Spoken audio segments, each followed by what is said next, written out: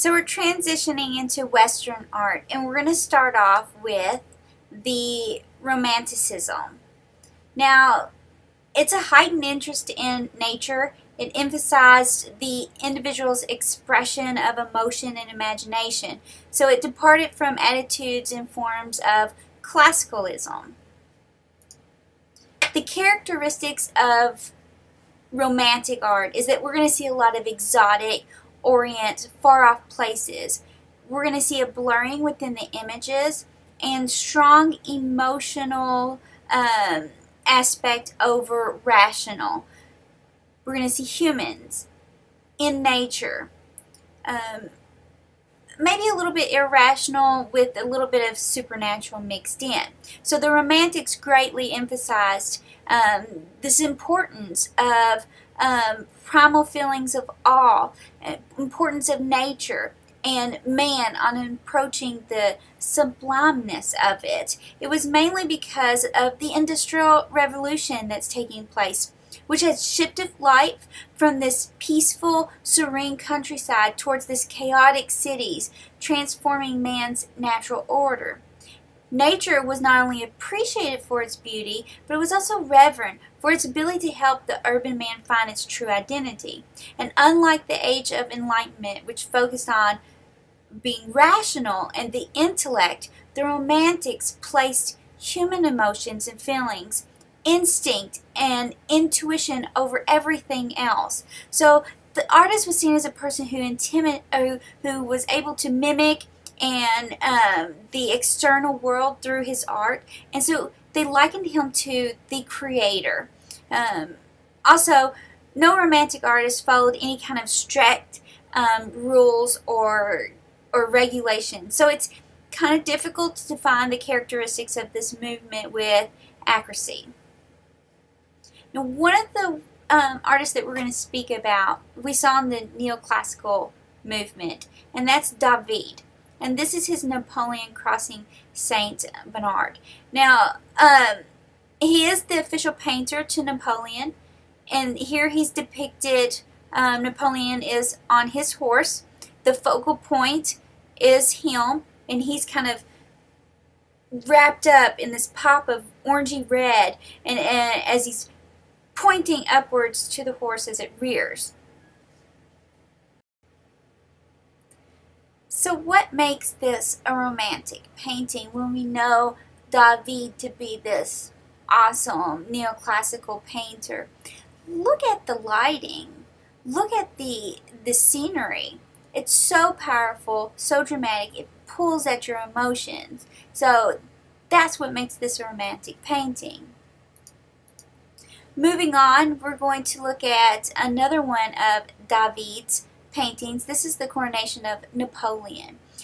It's an imposing painting, a little over 20 foot by a little over 32 foot. It depicts this enormous ode to power, a sublime piece of political propaganda. And this is the moment of the crowning and the coronation that took place as a way for Napoleon to make it clear that he was the son of the revolution. And look how all eyes are turned towards Napoleon, who is the center of the composition, and this diagonal line kind of runs across the picture plane. He includes the Pope to indicate that the church approval was still determined by the king's authority. David had originally intended to portray this event faithfully, showing Napoleon crowning himself, but remembering the quarrels between the Pope and the Holy Empire, he placing the crown on his own head to avoid giving a pledge of obedience. So he eventually felt that it would not be desirable and it would be disrespectful action to paint it. So David painted the coronation by Napoleon with the Pope's blessing.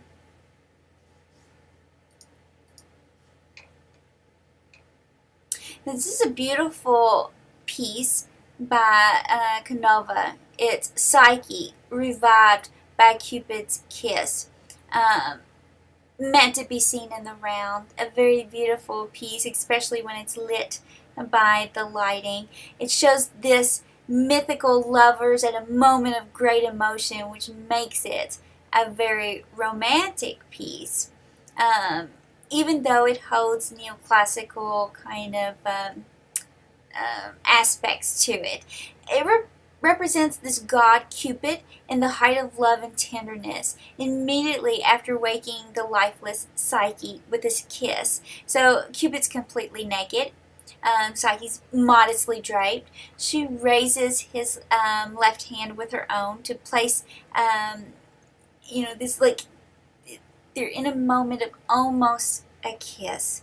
The wandering of the souls, the concept in which Canova adhered to. And the story goes that Psyche was the most beautiful woman on earth and angered one of the vengeful Roman goddesses, Venus.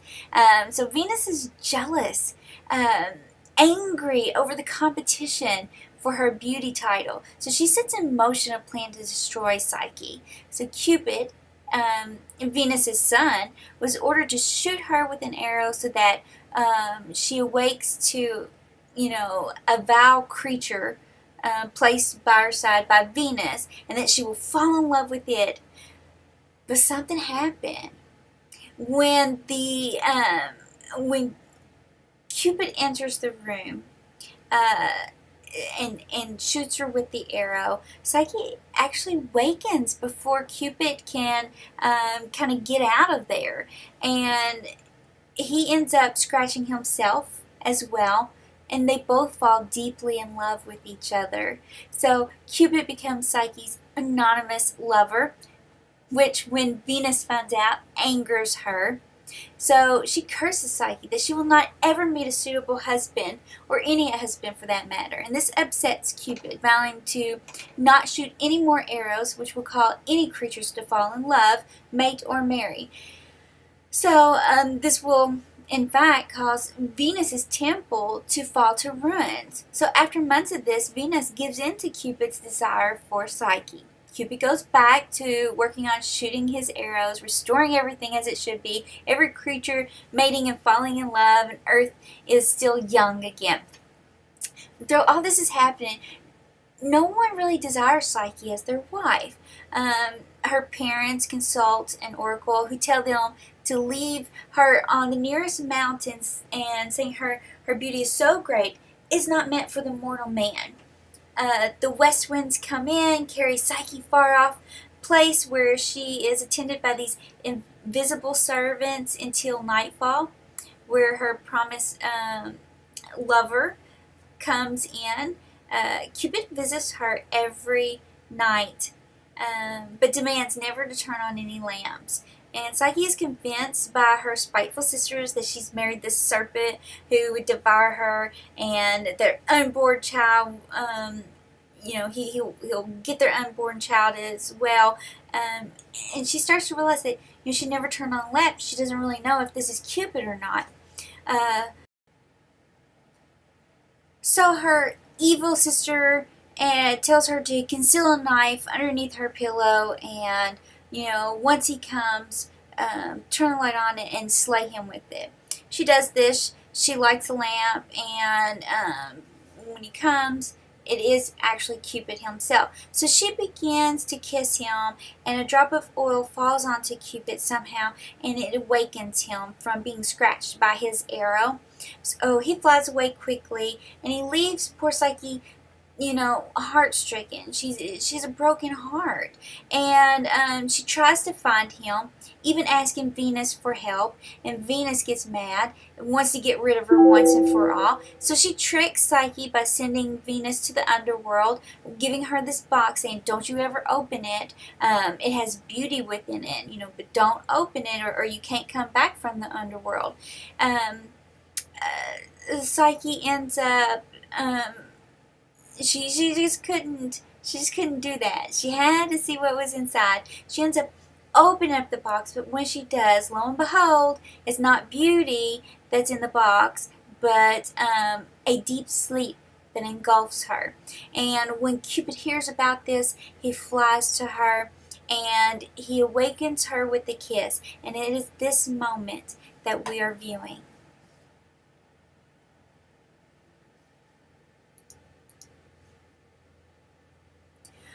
We're looking at Giraldet's, a French painter and a pupil of David, who was part of the beginning of the Romantic movement by, adding elements of love and even some eroticism through his paintings. So Giraldet is remembered for his precise and clear style, for his paintings of members of the Napoleon family. And this is his burial of Attila. It's about a little over 6 foot by a little over 8 foot, and it's based on a novel written in 1801 by a French writer. And it tells of this tragic love story of this Indian and this Christian daughter of an enemy tribe. So this chief, he kind of captures this Indian and sentenced the Indian to death, and she is devastated because she has fallen madly in love with him, and she tries to free him from captivity. They try to run off together. They're helped by the Christian monks and a hermit who takes them into his cave and gives them refuge. Now she falling in love with the Indian, but not being able to marry him because she's taken this vow of chastity. So in despair, she's just she doesn't know what to do. She takes poison, and she reveals what she has done. She falls ill. These figures looming over her, dominating the space around her, is this Indian filled with anger, but mourning her. They tend to her, they try to help her, but alas, she dies.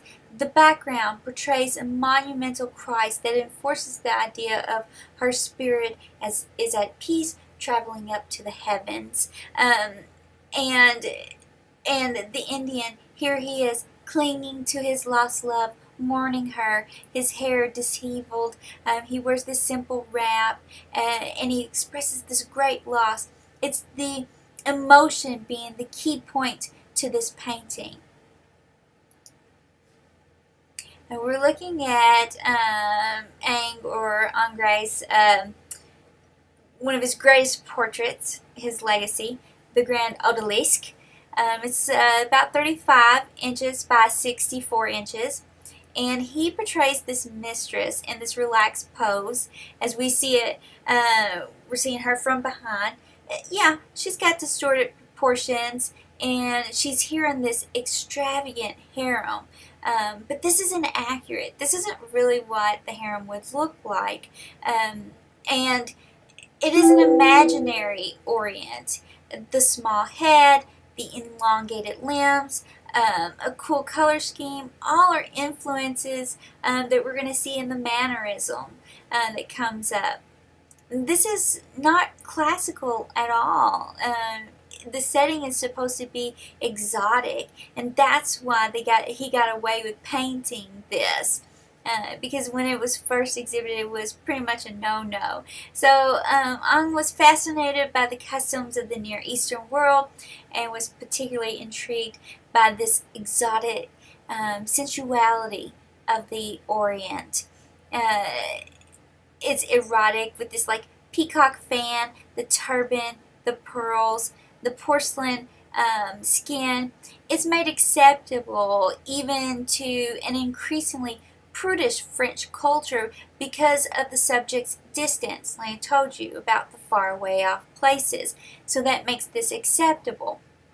The foreground remains completely unlit, bringing the attention to this long, sensuous body. Her nudity is a signal that she's offering herself. But look at her face. She has her back to us. One of her breasts is shown, but if you look closely at that face, it seems aloof, absent of any signs of eager expectations. It's almost even icy if you want to classify it that way. So it's meant to have this strong distortion in the anatomy, the elongation of her pelvic area. I mean, there's simply no way that leg would line up to the hip how it's painted. So no, it's not anatomically correct, but overall your body, your eyes will read the body as being very beautiful and correct in some ways if you don't look at it too long.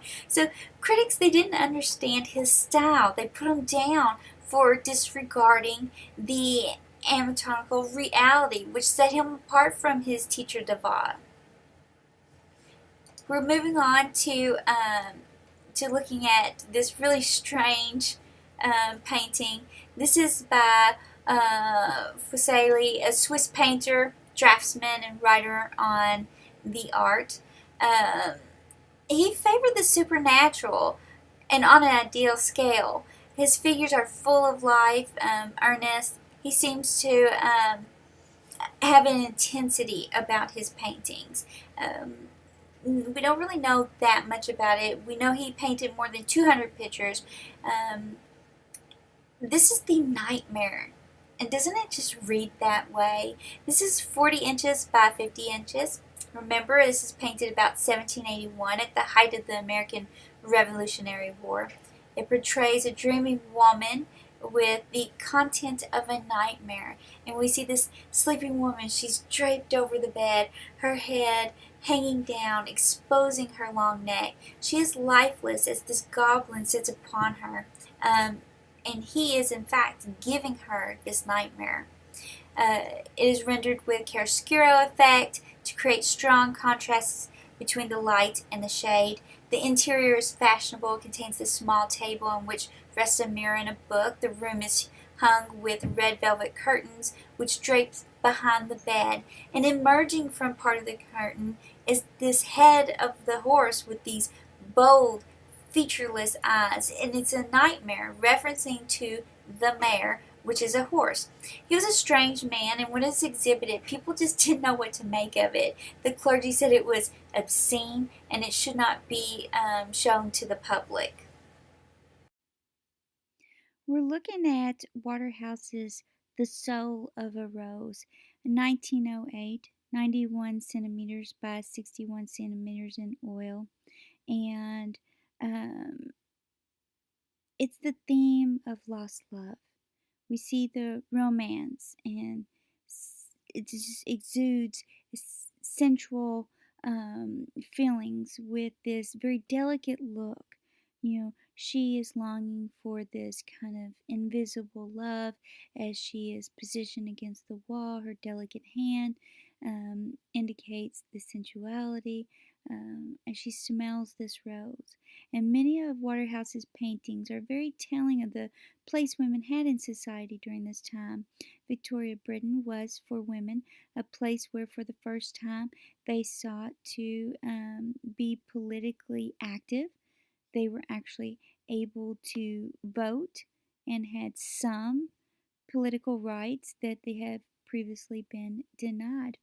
Um, and most of his women have this kind of sense of entrapment, being in prison. He seemed fascinated by the idea of women who are powerful yet restrained. And this is what he observed with women with these high public profiles during this lifetime. Though they had, some freedoms and they were very strong women, yet they still couldn't do everything that they perhaps wanted to do. And we see this use of warm palette colors, mixes of pink and earthy oranges and browns help to invoke this sense of summertime. Um, these natural tones accentuate the blush of the woman's cheek, contrasted by the cool blue of her elaborate and very feminine dress. It's interspersed with gold. It's rich, denotes wealth and prosperity. It uses natural lighting in this piece, a mood of great romance. It's clear from the look of lost love and longing on her face as she, breathes in the scent of the rose that reminds her perhaps of a time or a person that's not present in this painting. Her eyes are closed and her face slightly turned away from the viewer, indicating that she's lost in her own thoughts. And we're going to look at his Lady Charlotte, very beautiful piece, an iconic painting, possibly one of his best known oils. It focuses on the plight of this beautiful and tragic woman. He uses symbolism and realism to convey the story based on the poem of Alfred Lord Tennyson, but it has a romantic feel about it, loosely based on the figure of Elaine from the medieval Arthur legend, who yearned um, for her love of the knight Sir Lancelot, isolated under this undisclosed curse in a tower near Camelot. So she's isolated in despair, not being able to get away from the tower. She was forbidden to look directly at reality or in the outside world. So instead, she's doomed to view the world through this mirror, and she weaves it onto this tapestry. Her despair was heightened when she saw loving couples entwined in far distances. She spent her days and nights aching for her to return to being normal. And one day, the lady saw Sir Lancelot passing on his way in the reflection of the mirror, and she dared to look out at Camelot, bringing about the curse. The lady escapes by boat during an autumn storm, and she sails towards Camelot, certain of death. She begins to sing. Her frozen body was found shortly afterwards by the knights and the ladies of Camelot, one of whom is Lancelot, who prayed to God to have mercy on her soul. The tapestry she wove during her imprisonment was found draped over the side of the boat. The lady is portrayed, staring away from the crucifix, which kind of sets beside three candles. And during the late 19th century, candles were often symbolize life. And in this image, two have been blown out. So there's a great message there. The dark woods behind the lady, unkept reeds in the foreground, echoes the woman and her plight. She is a pale figure on one side of the painting, and it kind of goes back into this lovely, lovely landscape with atmospheric perspective. It's just a beautiful balance painting, warm autumn color palette, and we reflect on the moment that the lady is about to die. Captures a sense of sorrow in this painting, in keeping with Tennyson's poem. The bewildered look on the woman's face, her unkept hair, both give the image of a woman not in control of her own destiny, and possibly nod the political power of the women in Britain at this time. And the dark woodland in the sky also adds another suppressive element to the mood of the piece, further adding to the idea of women being suppressed. This is Goya's 3rd of May, 1808. It's 106 inches by 137 inches, and Goya sought to commemorate Spanish resistance to Napoleon's armies in 1808. The painting depicts a moment of execution of masses of Spanish countrymen by French soldiers. There are 8+ soldiers with their faces turned away from the viewer, firing at a group of Spanish countrymen at very close range. A real sense of danger here. The central figure, Spanish man in his early 30s with his arms outstretched. He is wearing a white shirt, yellow ochre pants. He's on his knees. And if you look very closely, you can see piercing in the palms of his hands, indicating and reflecting towards Christ on the cross, dying for our sins. Some of the men cover their eyes, others are in prayer. One covers his ears. There's a monk in prayer alongside the group that frames the central character. In the foreground, in the front of this group of the men being executed, we see piles of dead bodies. Gruesome. There are at least 3 dead men in a pool of blood that covers them, and it flows it out to the center of the composition in front of the central figure. This Our eye is led by this blood to him um, at the moment of his execution. And if you notice out in the distance, the city, there's a church or a cathedral in the distance. It's a very bleak and somber painting. The colors the artist had chosen are earth tones. There's a strong overall contrast of light and dark. This dramatic lighting technique of chiaroscuro can be seen in the central figure and focal point of the young man with his arms outstretched.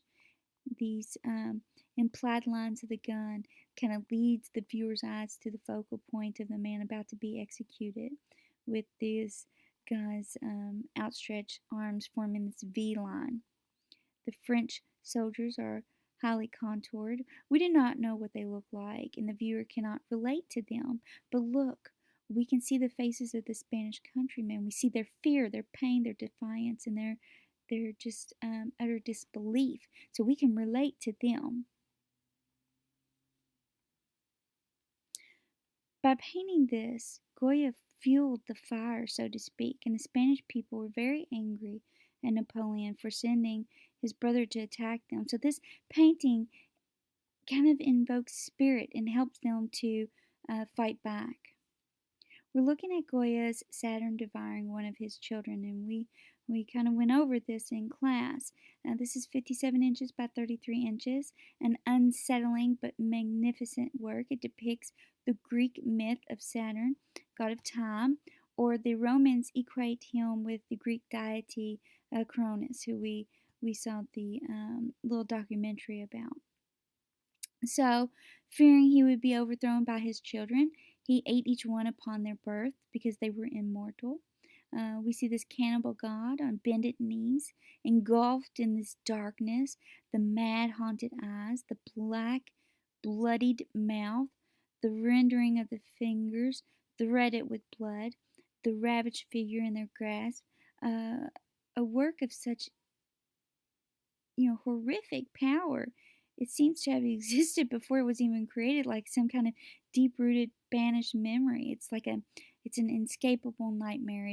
It's horrific. It's gruesome, and it invokes terror, a sense of isolation, and maybe even loneliness and grief. We're looking at Jerry Occult's The Wrath of the Medusa, a huge painting. He was a profoundly influential French artist, painter, and lithographer, known for this piece, his masterpiece. He died young, but he became one of the pioneers of the Romantic movement. This is a little over 193 inches by a little over 282 inches, and it depicts a moment from the aftermath of the wreck of the French naval freight, which it sunk on July 5th, 1816, by an inexperienced ship's captain. Now, at least 147 people were set adrift on this hurriedly constructed raft. All but 15 died in the 13 days before their rescue, and those who did survive endured starvation, dehydration, succumbing to the sea, and even cannibalism. So the event became an international scandal, in part because it was widely attributed to the incompetence of the French captain. It was a formal triumph, charged with energy, drama, and theatrical grandeur.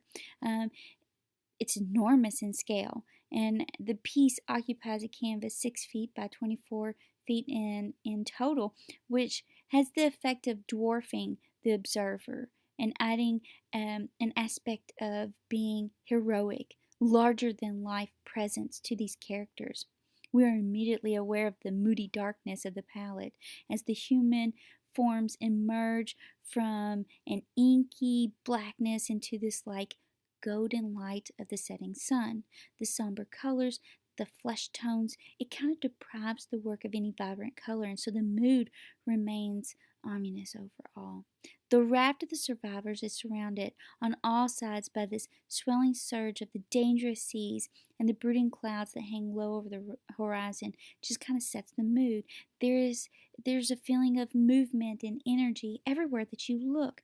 Uh, these figures in a complex composition, one on top of the other. Um, Compositionally, the work is dominated by this strong diagonal surge that thrusts upward from the lower left-hand corner to the upper right. This pictorial energy is counterbalanced by the weight of the full sail to the left that fills with this kind of angry, tense air. And because the extreme conditions endured by the survivors they were able to kind of be spotted on this hastily prepared raft. And the story invokes deep sympathy for the epic struggle of human survival facing the overwhelming odds. It's such a stark realism and connection to the horror of the death, madness, cannibalism, and hopelessness that connects the work to the larger romantic sensibility that was much more evident in the painting at this time. But what does Jerry Call do? Well, he decides to depict the moment of hope. Now, this is historically accurate, and this event really did happen, but he chose to render the moment where there's an indication that off to the sea, off of the picture plane, they have seen somebody and they're waving for help. And this is the moment right before the rescue. So we do have that sense of hope.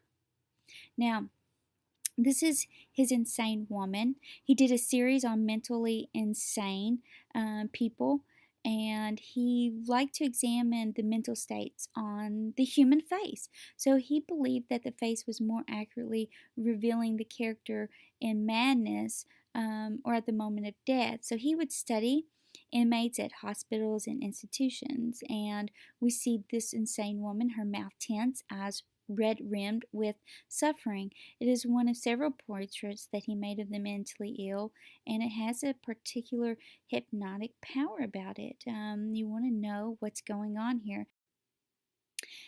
And he had many reasons to be interested in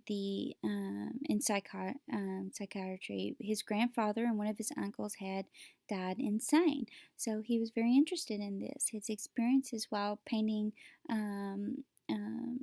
the painting we just saw of the Raft of the Medusa, must have left their mark and suffered his own mental breakdown in 1819. So it seems only natural he would be drawn to this new, exciting area of scientific study on the insane. We're looking at Delacroix, a French romantic artist regarded from the onset of his career as a leader of the French Romantic school.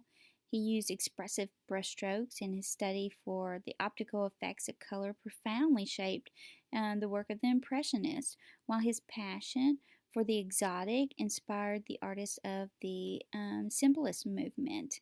And this is Death of Sardanapalus.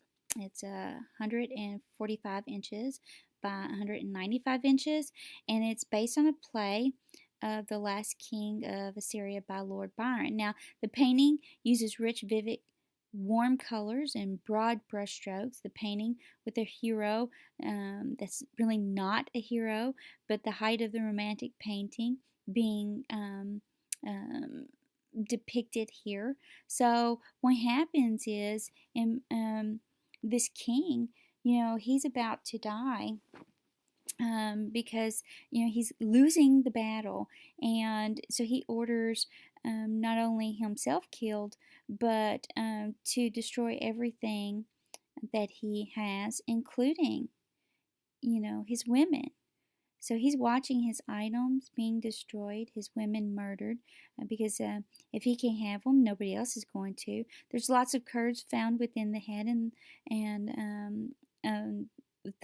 the horses. There's like everything is kind of spilling down towards us, the viewer, as we're being kind of forced to watch this woman being murdered right before our eyes. It was a huge shock to the public at this time, and seeing all this luxury kind of going up in destruction, and the violence of people here supposed to, his women he's supposed to love, being executed. We're looking at Del Cross still. This is Liberty Leading the People, and this is very well known. Now, it's a little over 102 inches by 128 inches, a radical painting in its day depicting the July Revolution of 1830, a mixture of real and unreal as the woman personifies liberty. And it's kind of done in a Caravaggio style manner, leading the people forward over these bodies of the fallen, holding the flag in one hand, a musket in the other. The dead members of both sides are featured here, and in the royal troops in the foreground. The message here is saying that there is power with the people, and it began a controversy, so it was taken down to and put into storage to prevent radical and free thinking. To these people who didn't want the war to happen, the ones that were primarily affected by it. We're looking at John Constable, an English Romantic painter. He is known for his landscape paintings. Although his paintings are now among the most popular and valuable in British art, he was never financially successful. He did not become a member of an establishment until he was elected to the Royal Academy at the age of 52. And this is the Haywain, very notable work of his. Painted in oils on canvas, the work depicts the central feature of a pair of horses pulling a haywain or a large farm cart across the river. This is a little over 52 inches by a little over 72 inches. So studying the English painter John Constable is helpful in understanding the changing meanings of nature during the Industrial Revolution. And by the 18th century, a hierarchy of subject matter, landscape was nearly the lowest type of painting. Only still life was considered less important, but this would change in the first decade of the 19th century when Constable began to depict his father's farm and oversized 6-foot large canvases. So huge depiction here with these 6-footers, as they are called, changing the status quo. Here, landscape was presented on the scale of history painting. The Industrial Revolution forced families into the cities, so those still in the country would depend on the labor of even very young children, working long days with only Sundays off was the normal. There are no laws to soften this harsh new world, especially regulating children working. So no employment insurance, no health insurance, no unions, no benefits, no vacations, no retirement, very few safety regulations, and no child labor laws nor bankruptcy protection was applied here in this time. If you couldn't pay a debt because you've been sick or you lost your job, you and sometimes perhaps one of your family members were sent to a prison, debtor's prison, to pay that off. The royal landscape became like a lost Eden, a place of one's childhood where the good air and water and open spaces and hard, honest work farm labor created a moral open space that contrasted to the sharply perceived evils of the modern urban life in the Industrial Revolution. So Constable's art then functions as an expression to the increasing importance of rural life, at least from the perspective of the wealthy urban elite for whom these canvases were intended. And the Haywain is a celebration of this simpler time, a precious moment, a moral place lost to the city dwellers. We're looking at Turner's The Slave Ship. He was a British Romantic landscape painter, a watercolorist, and a printmaker.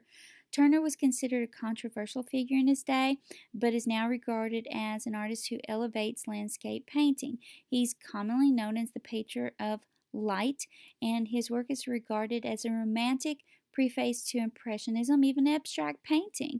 And so we're looking at the slave ship, a little over 35 inches by a little over 48 inches. It depicts a ship visible in the background sailing through this sea of churning water and leaving scattered human forms floating in its wake.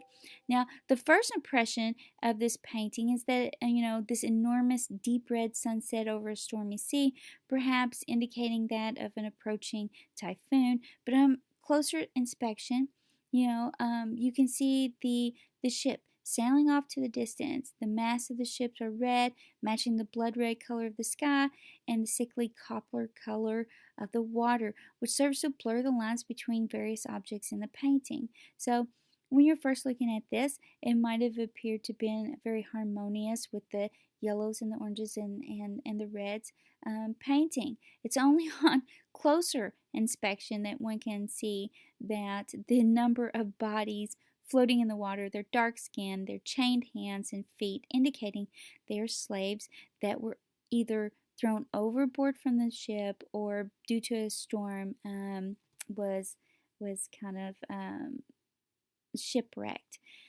Now you can see fish and sea monsters swimming in the water and possibly preparing to eat the slaves, the seagulls circling overhead above the chaos. So this was a very controversial piece. While it appeared to be very harmonious, once you got up and you looked at all these details, it was very horrifying. We're looking at Thomas Cole, the Oxbow. He was an American artist, is regarded as the founder of the Hudson River School, an American art movement that flourished in the mid-19th century. This is a very romantic theme because we have landscape and wilderness. A little over 51 inches by 76 inches. It depicts a romantic kind of out view of the Kinetic River Valley just after a thunderstorm. It has been interpreted as a confrontation between wilderness versus civilization.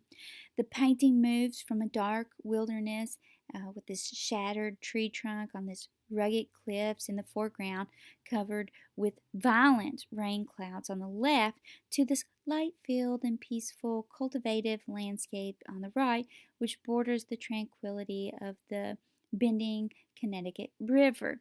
Now, the pastoral versus the sublime, settled land versus the wild land. This is what we're seeing here. So Coe was faced with the contrast of these untamed wilderness and showing the land cultivated by man. While other painters of the Hudson River School would merge the two peacefully, Coe did not shy away from portraying these two as opposites and showing how cultivation would destroy the nature of wilderness and, as a result, never meet in the painting. A beautiful painting by Church, Twilight in the Wilderness, an American landscape painter born in Hartford, Connecticut. He was a central figure in the Hudson River School of American Landscape Painters. And while committed to the natural sciences, he was always concerned with including a spiritual aspect in his artworks. And we certainly see that here. He's like